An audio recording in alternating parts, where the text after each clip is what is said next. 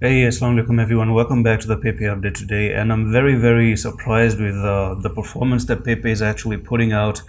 We've talked about an inverse head and shoulder for a very long time here. We had this inverse head and shoulder breaking out, and then all of a sudden we saw the final push to the upside. And what a push this was, because you just went on flying and you flew like 27% within some few minutes.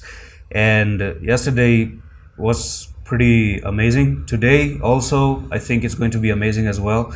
So the next thing that I'm looking forward for, the next move to the upside, now that you have already made this inverse head and shoulder, a very quick conversation that I'm going to do is I'm going to drop in this resistance line, neckline you may call it as well, and taking in that this is your left shoulder, the head, and the right shoulder, we only have one place to go, and that's the technical target from the top here to the bottom.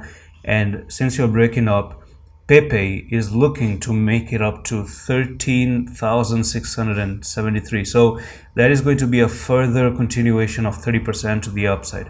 So that's all for the quick update. I'm going to see you in the next round of office.